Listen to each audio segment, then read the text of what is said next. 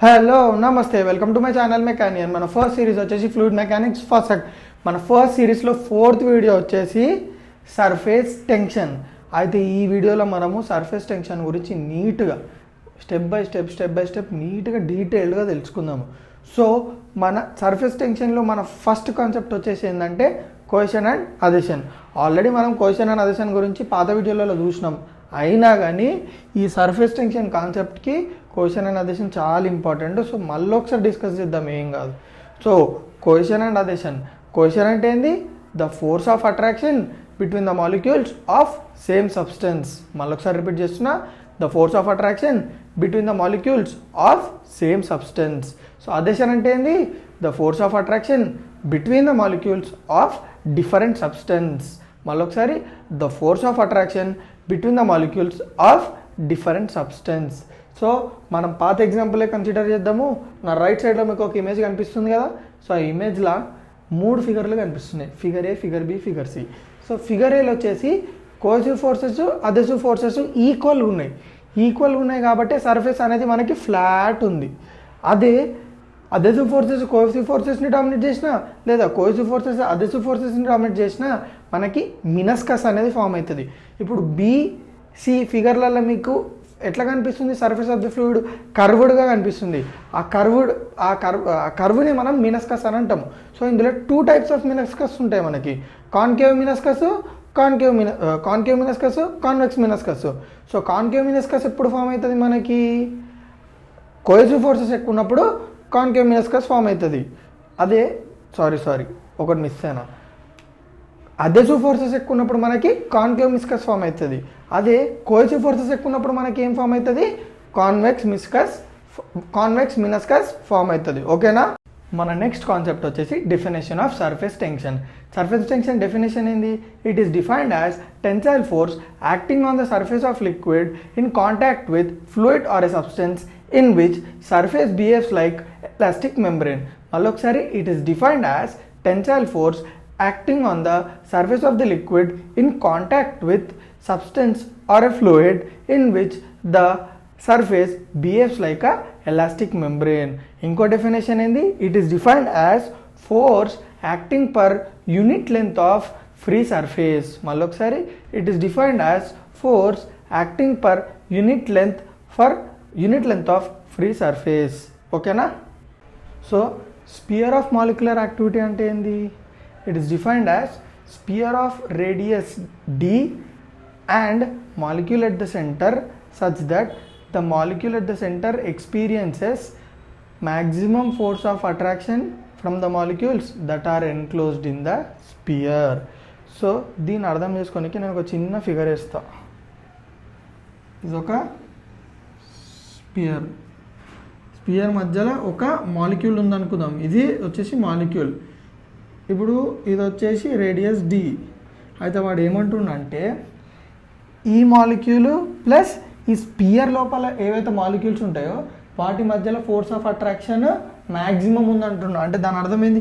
Suppose ఈ spear లోపల molecules 3 ఉన్నాయి అనుకుందాం, 4 ఉన్నాయి అనుకుందాం. ఈ స్పియర్ బయట మాలిక్యూల్ ఒక 1 ఉంది అనుకుందాం, ఒక 1 మాలిక్యూల్ ఉంది అనుకుందాం. అయితే వాడు ఏమంటుండంటే ఈ మాలిక్యూల్కి మధ్యలో, ఈ మాలిక్యూల్కి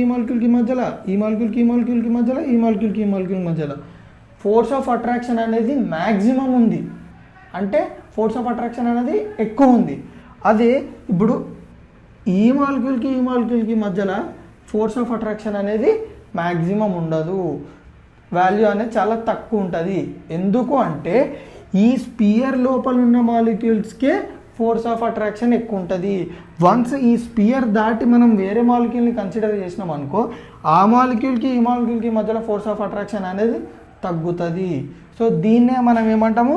spear of molecular activity. So next concept ఏంటంటే చాలా చిన్నది కానీ పక్క తెలుసుకోవాలి మనం, చాలా ఇంపార్టెంట్ కాన్సెప్ట్. ఏంటంటే ఎప్పుడైనా మాలిక్యూల్ ఫోర్స్ ఆఫ్ అట్రాక్షన్ అనేది ఆల్ డైరెక్షన్స్లో యాక్ట్ అవుతుంది. ఈ డైరెక్షన్లో యాక్ట్ అవుతుంది, ఈ డైరెక్షన్లో యాక్ట్ అవుతుంది, ఈ డైరెక్షన్లో యాక్ట్ అవుతుంది, ఈ డైరెక్షన్లో, మొత్తం ఎన్ని డైరెక్షన్స్ ఉన్నాయి అన్ని డైరెక్షన్స్లో మాలిక్యూల్ ఫోర్స్ ఆఫ్ అట్రాక్షన్ అనేది యాక్ట్ అవుతుంది. ఇది చాలా ఇంపార్టెంట్ పాయింట్, అర్థమవుతుందా? సో ఇప్పుడు మనము విస్కాసిటీ అర్థం చేసుకోనికి మనం ఒక చిన్న కేసుని కన్సిడర్ చేసినాము. సో నా వెనకాల కనిపిస్తుందా ఈ డయాగ్రామ్ వచ్చేసి ఇది ఒక టంబ్లర్ లోపల ఒక ఫ్లూయిడ్ తీసుకున్నా. ఫ్లూయిడ్ లోపల నేను ఖాళీ 4 మాలిక్యూల్స్ని కన్సిడర్ చేసిన. ఖాళీ 4, 1 2 3 4. ఇప్పుడు 4 మాలిక్యూల్స్ని నేను కొంచెం ఒక్కొక్క మాలిక్యూల్ని సపరేట్గా మీకు ఎక్స్ప్లెయిన్ చేస్తా. సో ఇప్పుడు ఈ మాలిక్యూల్స్, ఈ స్పియర్స్ ఏంది, ఇందాక మనం డిఫైన్ చేసుకున్నాం కదా, స్పియర్ ఆఫ్ మాలిక్యులర్ యాక్టివిటీ. అది మాలిక్యూల్ దాని sphere of molecular activity. So A మాలిక్యూల్స్కి దాని sphere of molecular activity mention చేసిన.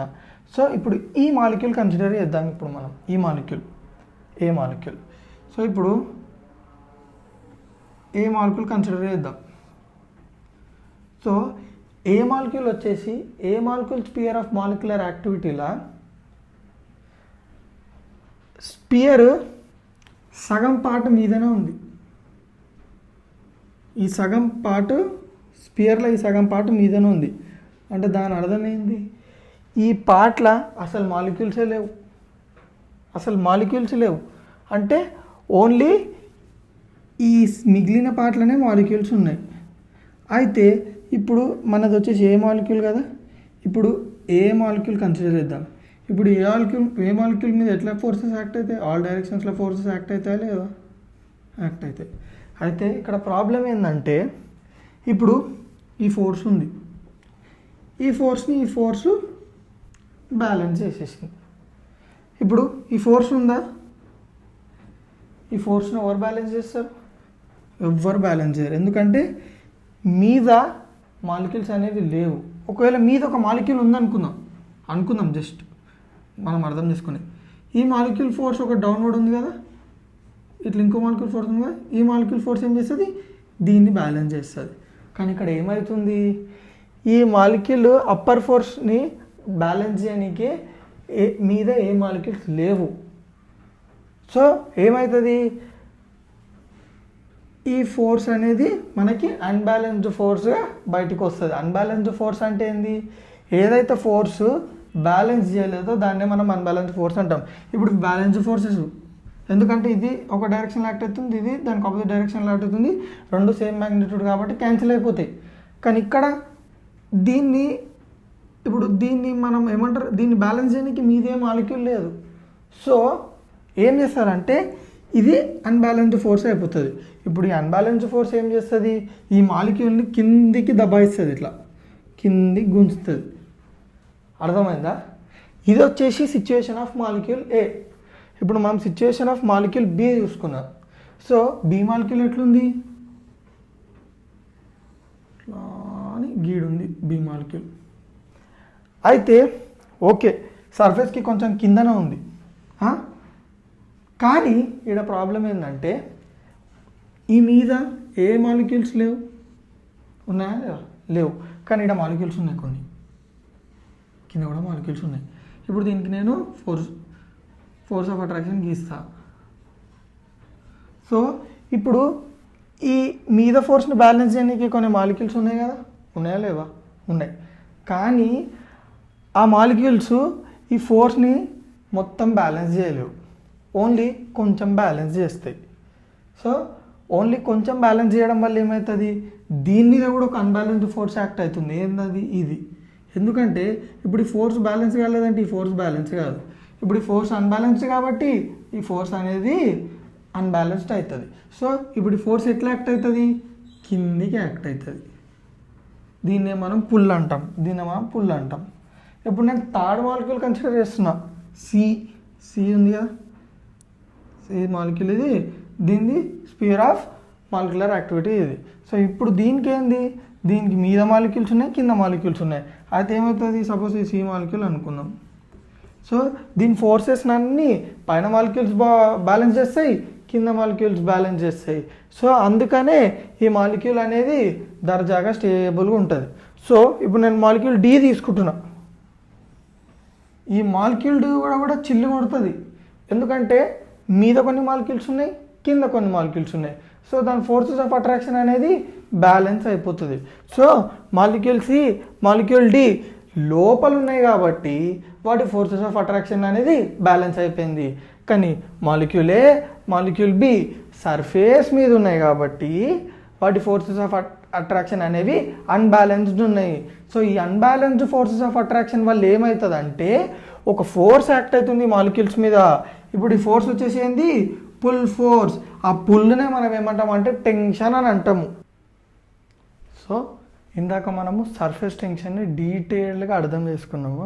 అయితే నెక్స్ట్ ఏంటంటే దాంట్లోనే కొంచెం దానికి ఎక్స్టెన్షన్ ఇది ఏం లేదు. ఇప్పుడు నేను ఏం చేస్తున్నా అంటే ఒక టంబ్లర్ తీసుకున్నా, టంబ్లర్లో ఫ్లూయిడ్ నింపిన. ఇప్పుడు ఈ ఫ్లూయిడ్ సర్ఫేస్ లేయర్ ఉందా, ఆ సర్ఫేస్ లేయర్ని కన్సిడర్ చేస్తున్నా. సర్ఫేస్ లేయర్లో కూడా ఒక 3 మాలిక్యూల్స్ని కన్సిడర్ చేస్తున్నా. దాన్నే జూమ్ చేసుకుని ఇక్కడ. అయితే ఎందుకు చేసిన అంటే ఇప్పుడు టోటల్గా ఈ సర్ఫేస్ అనేది ఎట్లా బిహేవ్ చేస్తుంది అంటే ఇప్పుడు ఈ మాలిక్యూల్ ఫోర్సు, ఈ మాలిక్యూల్ ఫోర్సు, ఈ మాలిక్యూల్ ఫోర్స్, అట్లా ఎన్ని మాలిక్యూల్స్ ఉన్నాయి, అన్ని మాలిక్యూల్ ఫోర్సెస్ అనేవి కిందికి యాక్ట్ అవుతాయి. అంటే టెన్షన్ క్రియేట్ అవుతుంది. సో టెన్షన్ క్రియేట్ అవ్వడం వల్ల ఏమవుతుందంటే ఈ సర్ఫేస్ అనేది ఒక ఎలాస్టిక్ మెంబ్రెన్ లెక్క యాక్ట్ అవుతుంది. ఎట్లా యాక్ట్ అవుతుంది, ఒక ఎలాస్టిక్ మెంబ్రెన్ లెక్క యాక్ట్ అవుతుంది. సో మనం సర్ఫేస్ టెన్షన్ని గుర్తుపెట్టుకోవాలంటే ఈజీగా ఎట్లా తెలుసా, సర్ఫేస్ టెన్షన్, సర్ఫేస్ అంటే ఏంది ఇది, టెన్షన్ అంటే ఏంది పుల్. సో సర్ఫేస్ మాలిక్యూల్స్ మీద యాక్ట్ అయ్యే పుల్ ఫోర్స్నే మనము సర్ఫేస్ టెన్షన్ అని అంటాం. ఎట్లా, టెన్షన్ అంటే ఏంది పుల్. సో సర్ఫేస్ మాలిక్యూల్స్ మీద యాక్ట్ అయ్యే పుల్లునే మనము సర్ఫేస్ టెన్షన్ అని అంటాం. చాలా సింపుల్గా గుర్తుపెట్టుకోవాలంటే, అర్థం చేసుకోవాలంటే గింతే. సర్ఫేస్ టెన్షన్లోనే మనకి మొత్తం డెఫినేషన్ ఉంది. Surface molecules experiencing pull force is nothing but surface tension. ఓకేనా, అర్థమైందా? సో నెక్స్ట్ వచ్చేసింది సర్ఫేస్ టెన్షన్ యొక్క ఫార్ములా ఇంకా units. So surface tension formula ఏంది, ఫార్ములాకు ముందు సర్ఫేస్ టెన్షన్ని మనం ఏ లెటర్తో డినోట్ చేసుకుంటాము, టీ లెటర్తో డినోట్ చేసుకుంటాము.